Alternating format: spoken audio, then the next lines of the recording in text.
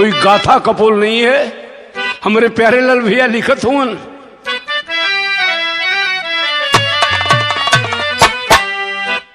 मान जा पाकिस्तानी मान जा, भारत के फौजी बहादुर कहते हैं। कान को खोल कर सुन लो घाती, कान को खोल कर सुन लो घात, अरे मुझको मंजूर है हर चुनौती।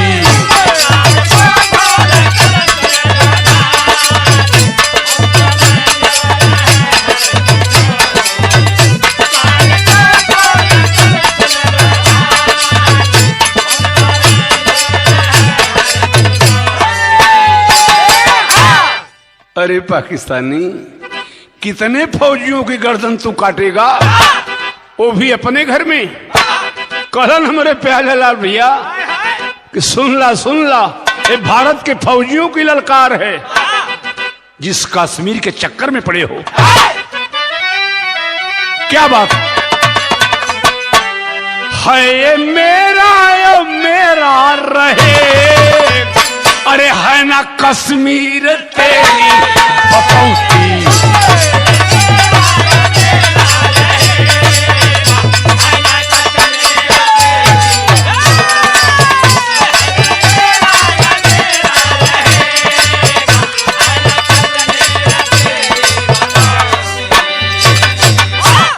मिजाज बना के रहे मास्टर, घबरा के ना राजा।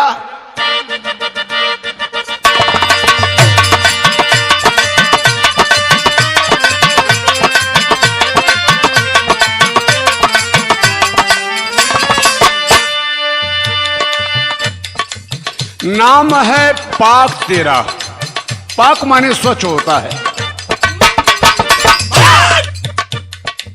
नाम है पाक मगर काम है नापाक तेरा, अभी तू बच्चे हो यह बाप है चालाक तेरा।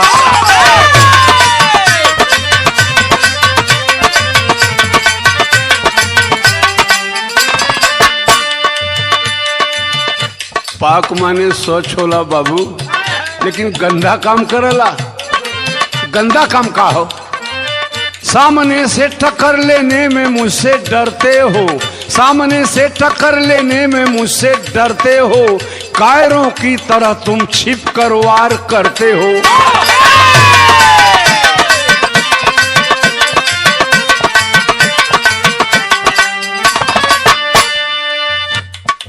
बतौली की पाकिस्तान के लड़ाई के बाद बतावत है भैया, पाकिस्तान का फौजी रहा।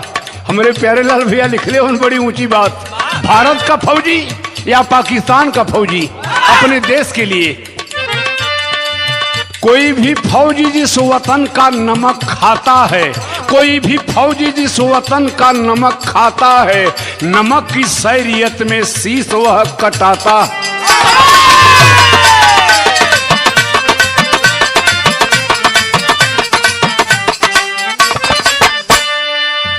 कहानी शुरू हो गई। पाकिस्तान का फौजी नाम क्या रहा? फौज में असलम शेख फौजी पाकिस्तानी था, जुनून का जो सीला हौसला तूफानी था।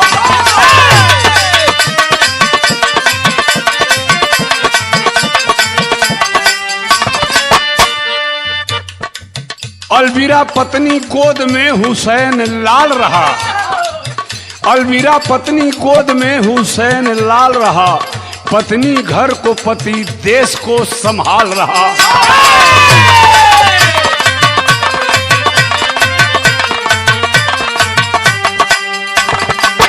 लेकिन असलम लड़ाई में किया क्या? घुसा सरहद पे मेरे वह गलत जनून किया, गलत काम कर रहा है, धोखा कर दिया। घुसा सरहद पे मेरे वह गलत जनून किया, भारतीय फौजियों ने गोलियों से भून दिया।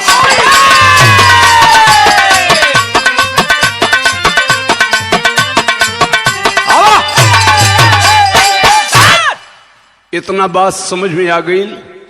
पाकिस्तानी सेना का फौजी सिपाही असलम, दुल्हनी का नाम अलवीरा रहल, एक बेटवा रहल। बेटवा का नाम हुसैन रहल। भारत के फौजी जवान लड़ाई के मैदान में फौजी सिपाही असलम को मौत के घाट उतार दी। आज मतारी अलविरा अपने पति बदे रोवत हो। गीत बदल गई मास्टर, एक ठे तर्ज हम सुनावत है भैया लोग। मेहरारू के कौनो आगम हो जाला तो मेहरारू जान जाली। तो है न बुझाई पहलवान तू पढ़ले ना हो। औरतन के जब गर्भ रह जाला तो औरत सब जान जाली। कोनो दुल्हनी का दुल्हा फौजी हो और दुल्हन गर्भवती हो। ये फौजी का बहनिया दुल्हनिया का ननद अपने फौजी के चिट्ठी देले हो। का कहले हो? भौजी का मन कर खाए का खटाई, यही से चुअत लार बहा।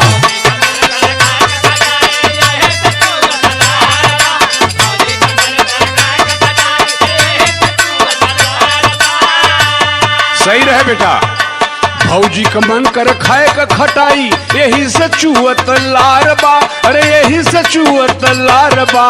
घुन घुनवा ले ले हरे भैया नया समाचार बा।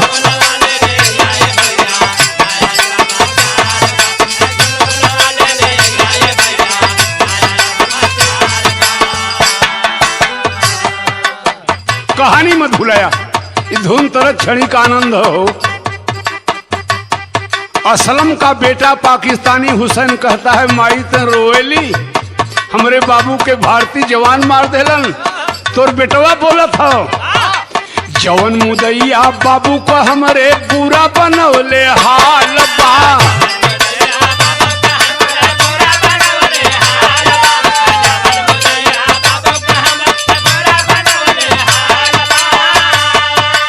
जवन मुदैया बाबू को हमरे पूरा बनवले हाल बा। अरे पूरा बनवले हाल बा। हुसैन के रूपवावे माई ओहू का जन्मल काल बा।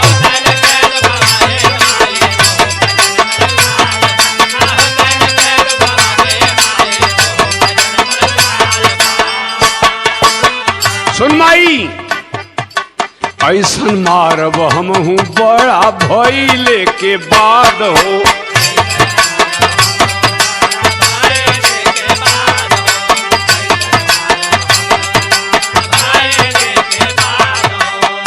ओकर साथ पूछत हमके करत रही याद हो।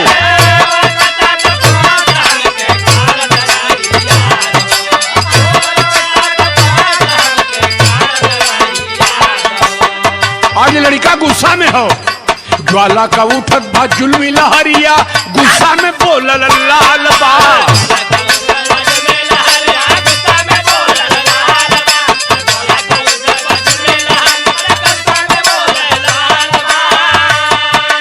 ज्वाला का उठत बा जुल्मी लहरिया, गुस्सा में बोलल लाल बा। अरे गुस्सा में बोलल लाल बा। हुसैन के रूपवा में ये माई ओहू का जन्मल काल।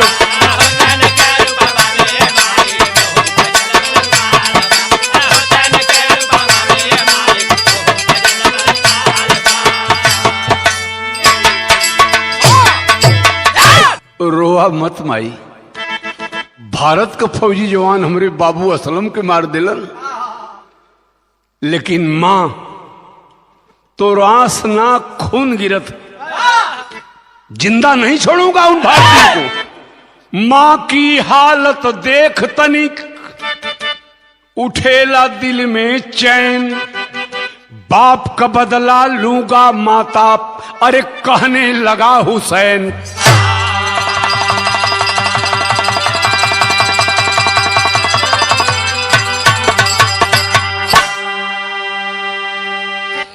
मास्टर पर्दा पूरा लगी भाई।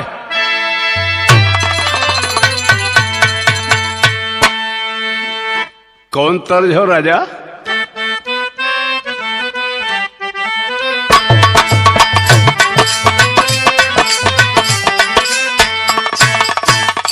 क्या बात, बड़ा बड़ा कुल धुन आ गई भाई, लेकिन सुना ही तर्ज। ए गोटेदार लहंगा निकलूं जब डाल के, ये गोटेदार लहंगा निकलूं जब डाल के, छुरियां चल जाए मेरी मतवाली।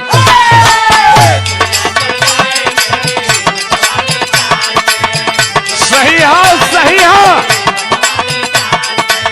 ये गोटेदार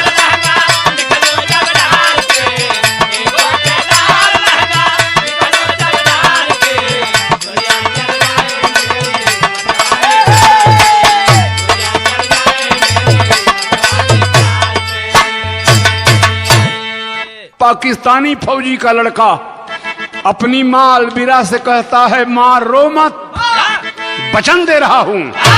जवन मुदैया मरले बायब्बा जान के, जवन मुदैया मरले बायब्बा जान के, फारब करे जाओ कर सरहद हम।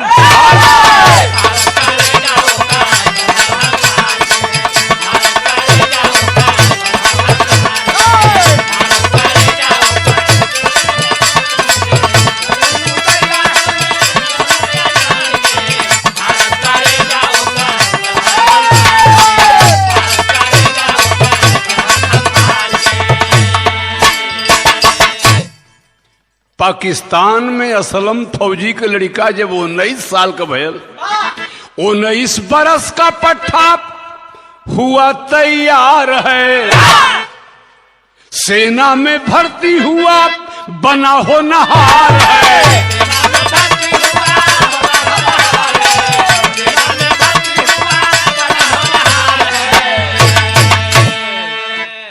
फौजी का बेटा फौजी बना, पाकिस्तान का फौजी सिपाही बना हुसैन। लेकिन पहले कवि जी लिखले रहलन कि नाम है पाक मगर काम है नापाक तेरा। उधर बदला का भावना लेके गए हो लड़ाई में, कहिया भारत के फौजीहन के मारब। 19 बरस का पट्टा हुआ तैयार है, सेना में भर्ती जाके हुआ होनहार है। कारगिल में घुस गए पट्टा, धोखा किया जान के, कारगिल में घुस गए पट्टा, धोखा किया जान के, फारब कलेजा होकर सरहद हम।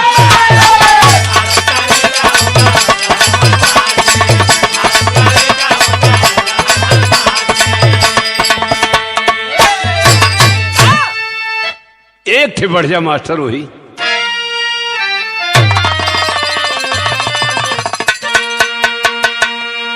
जाके कारगिल की जमीन पे हमला कर दिया, धोखा से कर दिया हुसैन। तो का भारत के फौजी सुतल थोड़ा ही हुन। गीत उहे लगल, गोरिया दिन भर कई के कटिया, लेके सजिया के सिलवटिया, पिसंगना मसाला ना।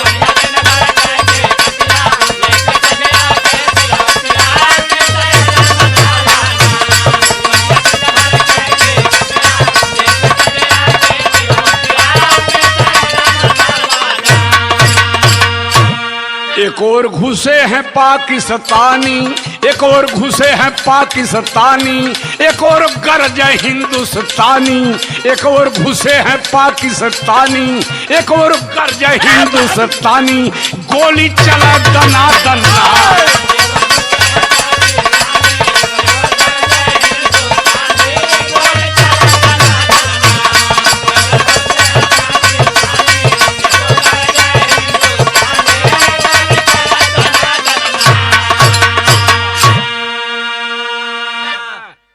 बंकर पर बंकर के उड़ावे, अरे हिंदुस्तान के नाहर, जोश में होश गंवा के अब सीमा से भइले बाहर। हाय हाय, गोली सब कर गई ओराई, गोली सब कर गई ओराई, चारों वीरन का टोली घेराइल, गोली चला दना दना।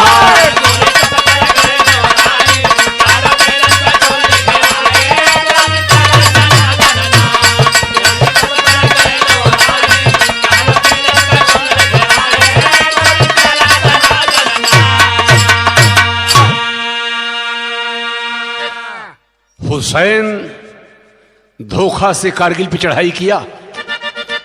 भारत के फौजी जवान गुस्से में आकर बंकर पे बंकर उड़ाना शुरू कर दिए।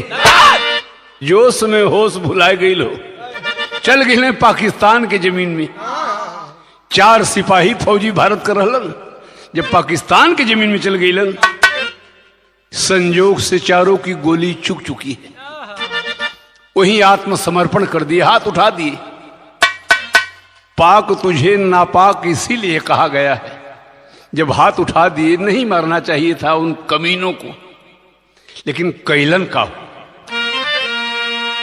घेरी ले हलें भारती जवानन के मुदाइया हो, ऐन मौकावा पर जब की चुकी गईली गोलियां।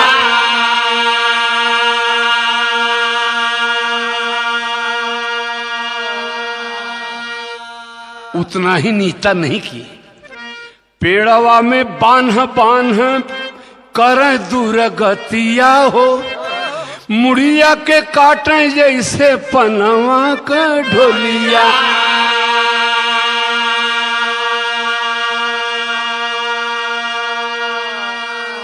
बोटी बोटी हाथ पाव अरे काटी के अलग अइले, मथवा लगौले अपने खुनवा का रोलिया।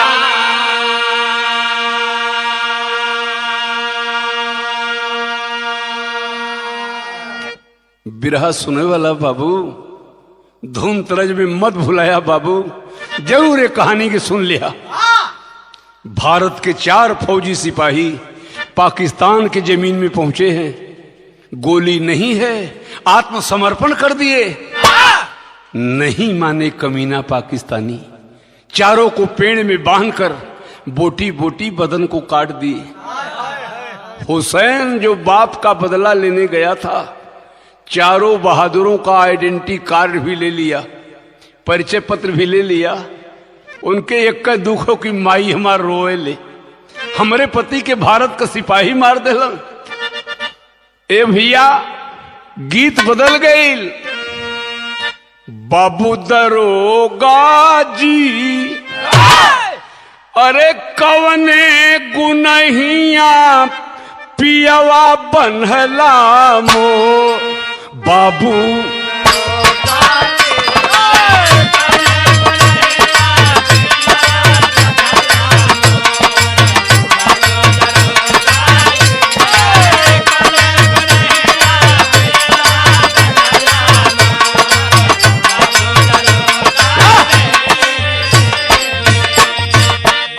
क्या बात है, कुल पहले का धुन हो भैया लाल।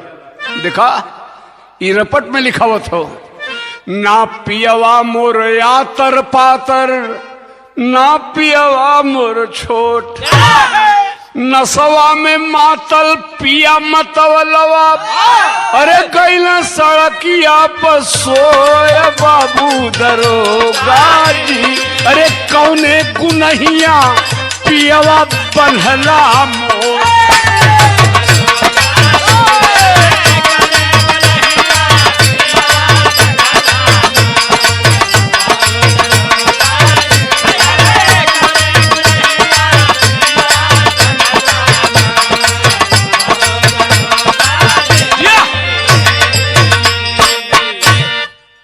चारों को फोटो आइडेंटिटी कार्ड लेके माई अलमीरा के हनायल करे, माई तह रोएली, देख हमारी माता जी, हमारी माता जी अरे अपने बाप के बदला ले ली चुका।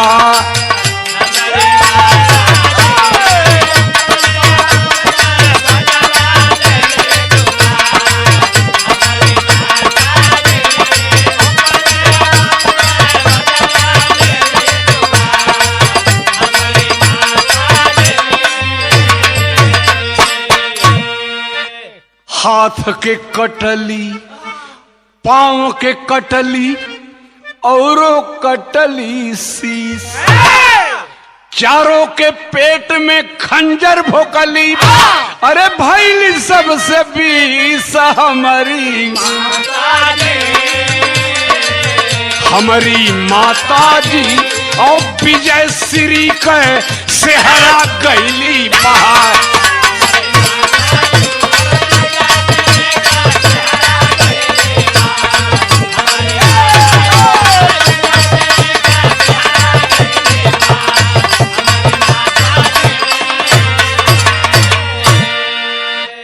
कहो अलवीरा के तो खुश होएगे चाहिए। चारों फोटो दे दिया। सिकिया मो बीनी बीनी डोलिया बनवली रामा, डोलिया बनवली रामा, मुसवा लगनिया ले जा। बिरहा नहीं भूलेगे बाबू।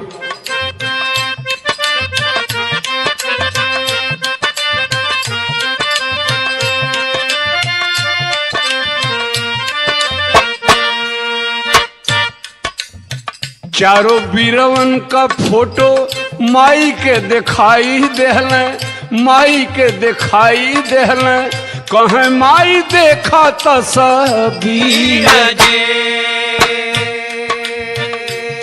आय है बारी बारी से फोटो देखत हो मतारी। ये बदे लगल कि माई झूठ मत कहे, हम भारतीयन के मरले है। चौथी फोटो जब नजर गई हो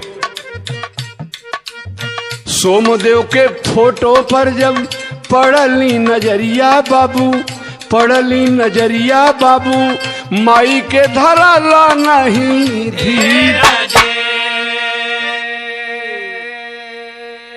चौथा आइडेंटिटी कार्ड में लिखा था सोमदेव। मतारी का नजर झुके लगल। ऐसन जनायल की क्षण भर में दुनिया से अलवीरा विदा हो जाई। आफत में है हुसैन, बाबू का बदला ले लिया। 4 भारतीय फौजियों को काटा। माई का हालत का ही बिगड़त। माई तो के खुश होगी चाहिए। वही टाइम अलवीरा कहलस, का कहलस? अरे बतावाई का कैला हीरवा, अपने भैये का गर्दनिए काट के अइला। बतावाई का कैला हीरा।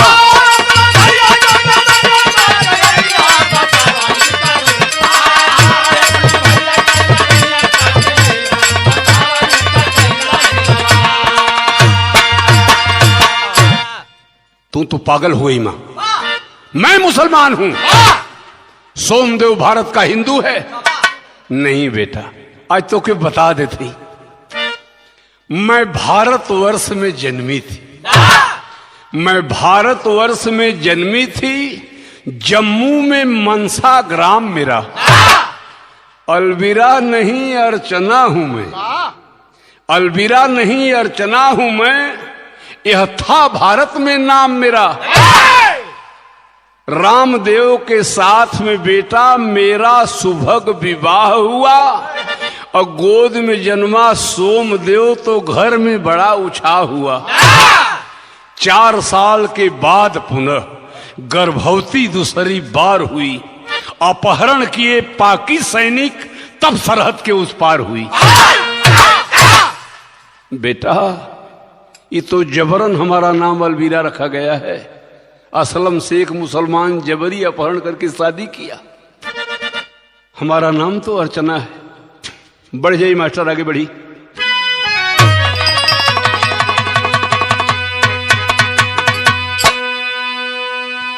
गीत बदल गई। माई बहन गावे नहीं, आप लोग सुनेला। अरे माई का हैली बेटी नियरे बियाह हो, बाबू का हैल बड़ी दूर हो।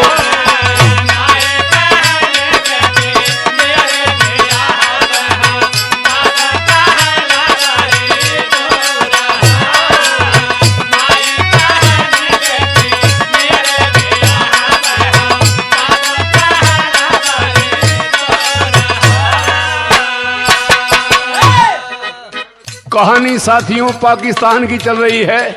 पाकिस्तान में अलवीरा बता रही है, अपने बेटा हुसैन को बता रही, बेटा हुसैन सुन, असलम का नाही हुआ तो ही ललनवा हो, रामदेव रहल तोहरे बाप हो।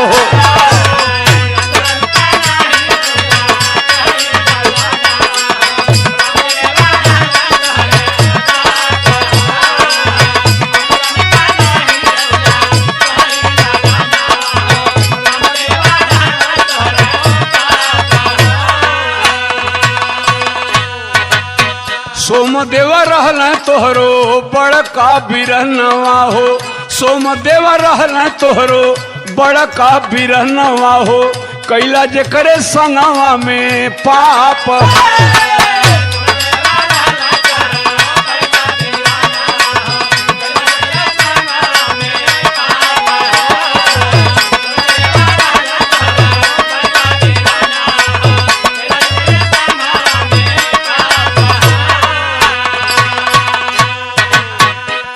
बेटा जल्दी कर, अब दुनिया में नहीं रहूंगी।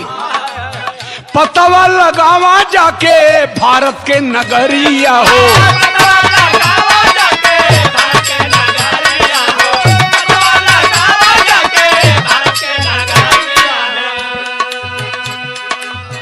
भैया के कटले रे ओकर दुल्हनियो तो होई कतो। सोमदेव के दुल्ही के करा कुछ खबरिया हो,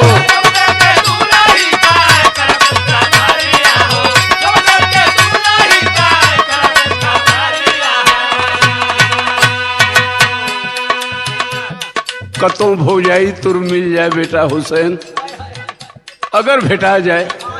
जीवन भर सेवा करिहा दे के आदरवा हो, जीवन भर सेवा करिहा दे के आदरवा हो, कह दिया भौजी कह दा माँ।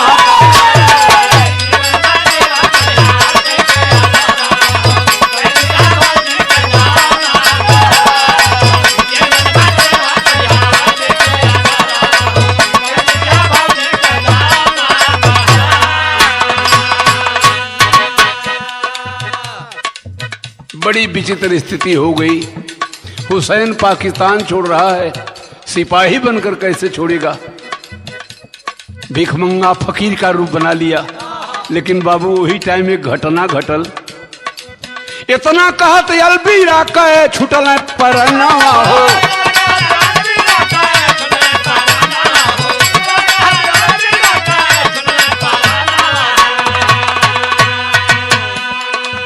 भारत नगरिया चल हुसैन बिरहनवा हो।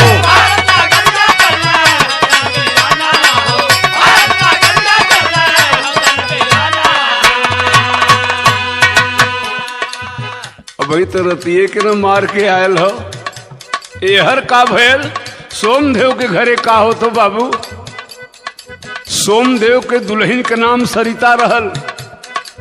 सोमदेव शहीद भइले घरवा खबरिए आइल, सोमदेव शहीद भइले घरवा खबरिए आइल, सरिता करैली अब बिलाप।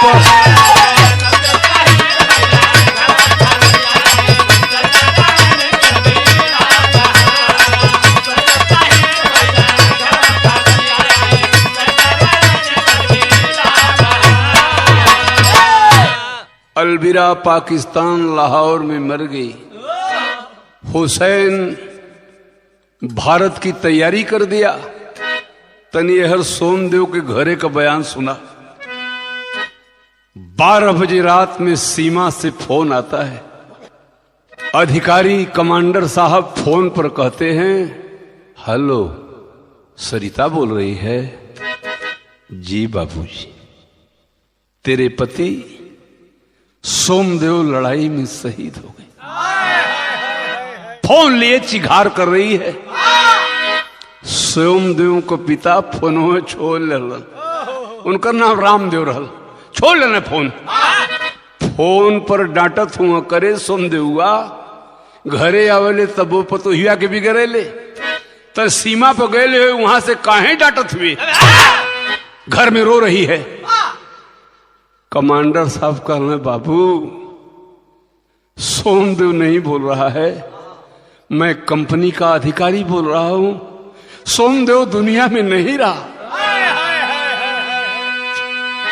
सुबह जब एहर भेल, फौजी जवान सोमदेव की लाश दरवाजे पर आ गई। एक ठे बढ़ जा मास्टर।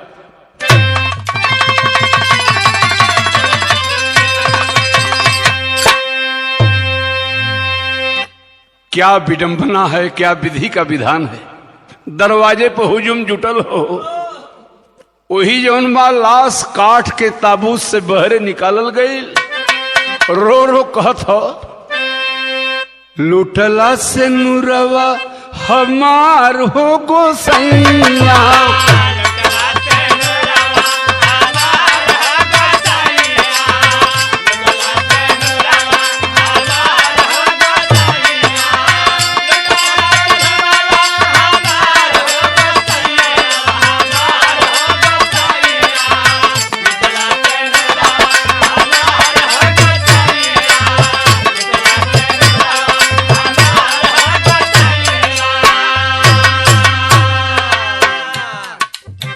कह सरिता कर दे लाचार हो गोसैया, लाचार हो गोसैया। लुटला से नुरवा हमार हो।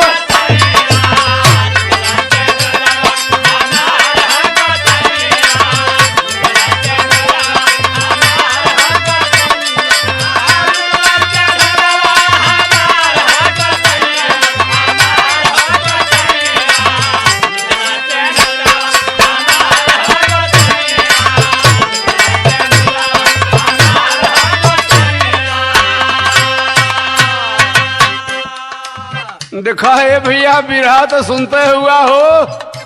हमहन का बुढ़वा करे हुआ बाप दादा, जेकर कटेला वही के पिराला हो बाबू, जेकर मरला वही के बुझाला। आज लड़का के लेके फौजी के दुल्हन रोवत हो। अपन मनवा तो सैया कैसो हम मनैबे, अपन मनवा तो सैया कैसो हम मनैबे।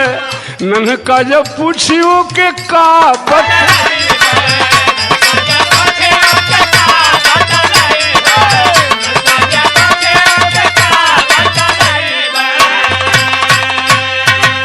कैसे भूली सुधिया तोहार हो गोसैया, तोहार हो गोसैया। लुटला से नुरवा हमार।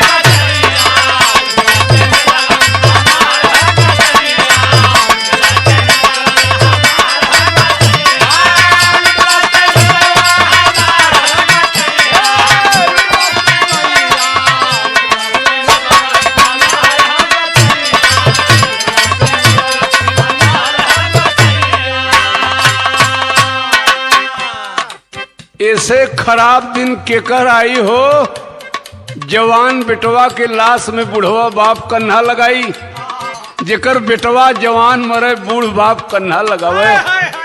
आज तो रामदेव के वो दिन याद भैल। अरे पाकिस्तानी हमारी दुल्हन का अपहरण करके ले गया। पिता का हालत वही कहा जहां लड़का का लाश रखल। बाबू गिरी गई ना देख बेटा वा कलसिया।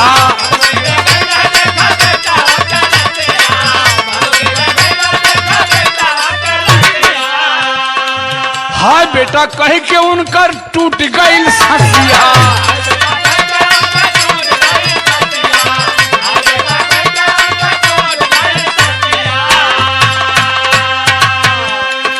मरघट बनल घरवा दुआर हो गोसैया, दुआर हो गोसैया। लुटला से नुरवा हमार हो।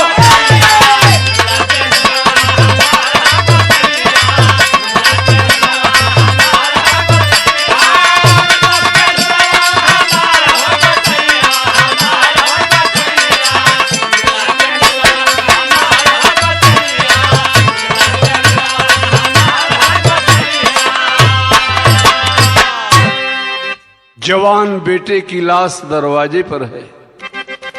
वहीं पर पिताजी का हार्ट अटैक हो गया, दुनिया में नहीं रहे। भारत के फौजी जवान एक फौजी सिपाही के लाश का दाह संस्कार, सिपाही के पिता के लाश का दाह संस्कार सरकारी सलामी के साथ किए। अब के बचल? ससुर दुनिया में नहीं रहे। सास का अपहरण बहुत पहले हो गया। पति लड़ाई में मारा गया सोमदेव। एक ठे बढ़ा देता राजा यही।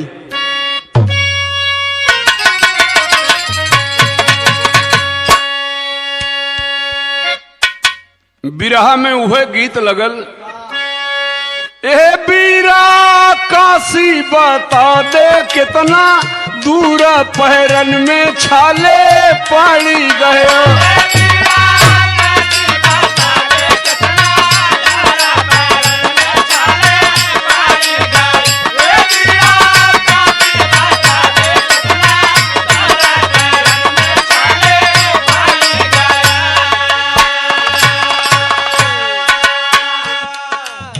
घरवा ता शमशान हो गल, खाली दुल्हनिया हो लड़का लेके। ये बदे कवि जी लिखे लगलन, हे बाबू फौजी का दुल्हन लाचार जिनकी आया नार भाई।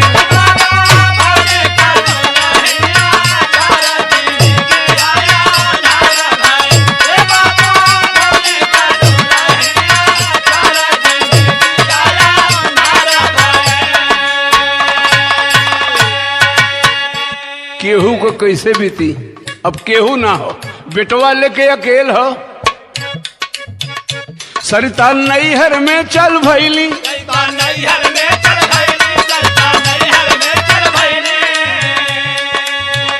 सरिता नैहर में चल भैली, दल भिंडा पंजाब में आईली।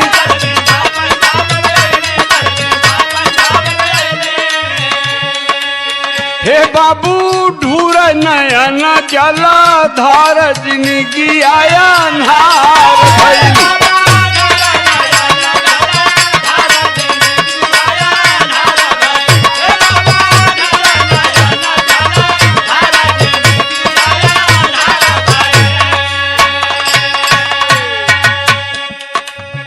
ससुराल में कोई नहीं बचा, सिपाही की दुल्हन बचवा के लेके नैहर आई।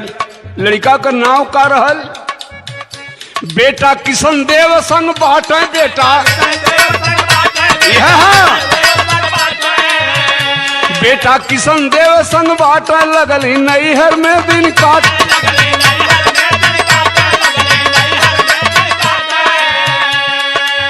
हे बाबू लागी नवरिया कैसे पार जिनकी आया अन्हार।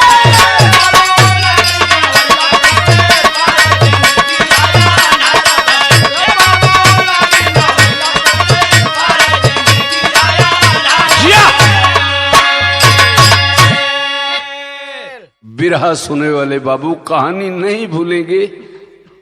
लड़का के लेके नैहर एलीन, बचवा का नाम किशन देव रहल। 6-7 साल की उम्र बच्चे की हो चली है, कोनो गलती ना कैलन। माई से ही कहले कि माई हमार बाबू कौन नौकरी करल, कहिया घरे अइहन।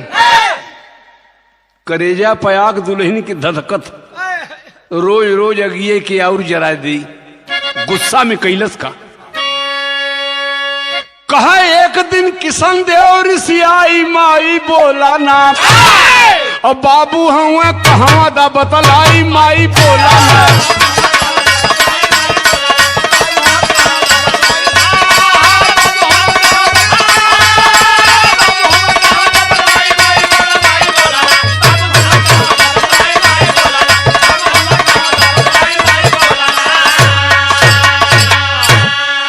और मरनी एक तमाचा माई, गाल भयल भा लाल हो, गुस्सा में भागल बा लड़का, अरे दिल में बढ़ल मलाल हो। कौन गलती कैली, यह न पूछली कि हमारे बाबू कहाँ हुआ, तू थप्पड़ मार देलू। भैया ओ समय का बयान कवि जी लिखलन कि मरनी एक तमाचा माई, और गाल भयल बा लाल हो, गुस्सा में भागल बा लड़का, अरे दिल में बढ़ल मलाल हो। बैठल रेल के पटरी पर गुस्सियाई माई बोला ना, एक फकीर बचौले बानी आई माई बोला ना।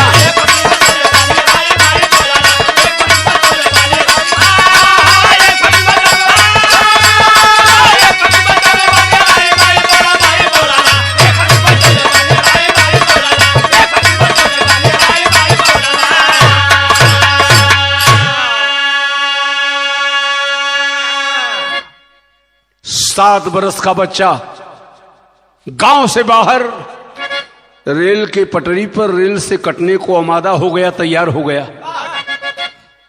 अब जनात हो कि लड़का मर जाई हो, कहल बा जाको राखें साइया मार सके ना। एक फकीर का नजर पड़ल, लड़का तो कट जाई, झपट के गट्टा पकड़ लेलन।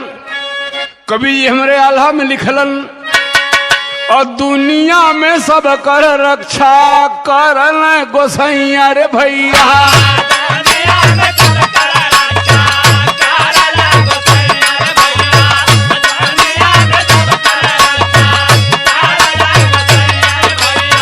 भेषवा बदल के सबसे मिले भगवान।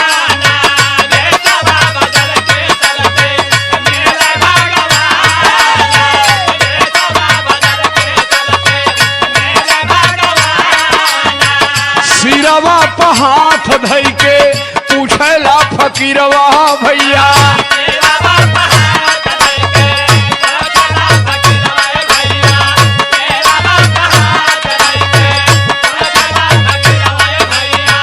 कहाँ हुए घरवा के कर हुआ सनता।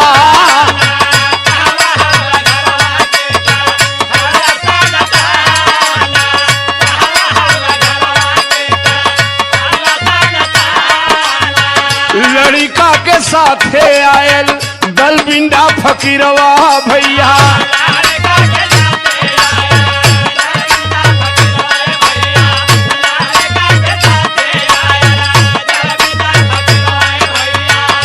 बाबा का कैली सरिता आदर्शन माँ।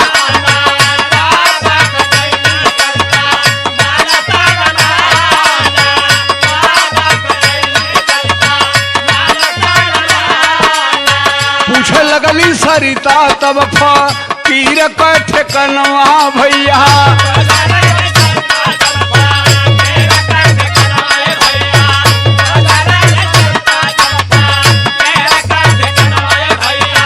कहे बाबा घरवा मोरा हुए पाकिस्तान जिया।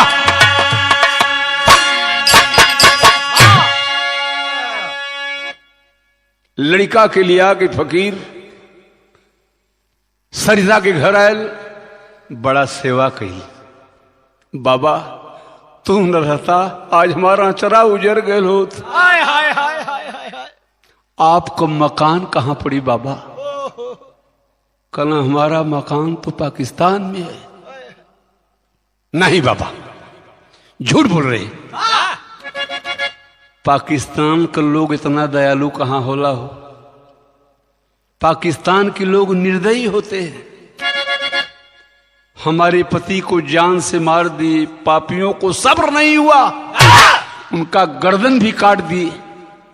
ए भैया विश्वास कर, हम पाकिस्तान का रहने वाला हूं, मेरा घर हिंदुस्तान में नहीं है। हम ही तो मर ली तोहरे पति का पराना।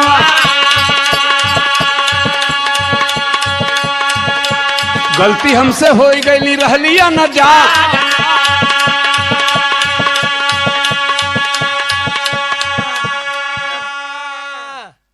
क्षमा कर दे सरिता। एक कहानी हमारी माँ बताई थी।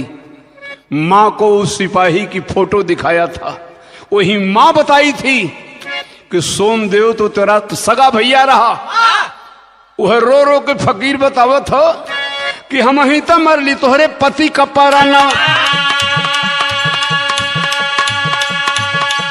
गलती हमसे हो गई, रह लिया न जा। और फोटो देखा माई मोर बतौलस कुल कहानिया। सोमदेव तोहरो बड़का भैया रहल माँ।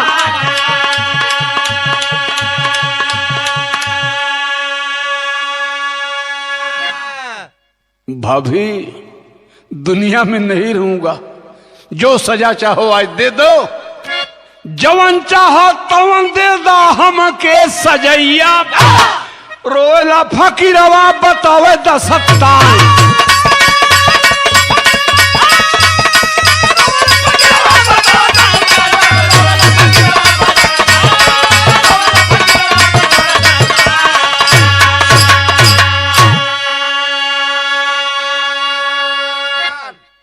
सजा मांगता है, हमारे पति को मारा, अपने देश के नमक की सहरियत चुकाया। हर फौजी नमक की सहरियत चुकाता है। बड़ी ऊंची बात बता रही।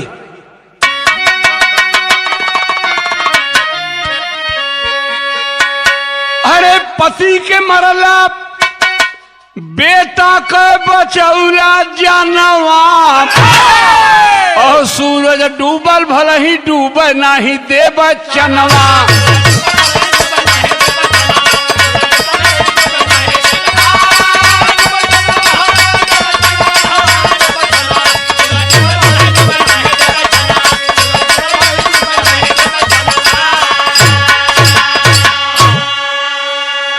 और देवरू अपने फर्ज की तू जिन कहा गलतिया, और तोहर में देखब अपने सैया का सूरतिया।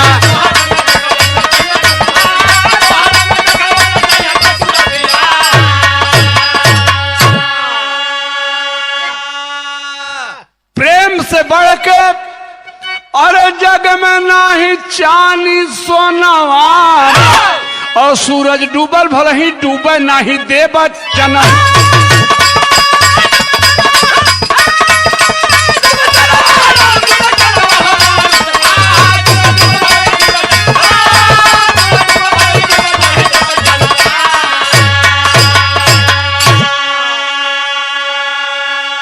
बिरहा की आखिरी लाइन चल रही है। ए भैया पवन हुसैन परिवार में कदरिया, ओई सरिता के संगवा में बीतले उमरिया।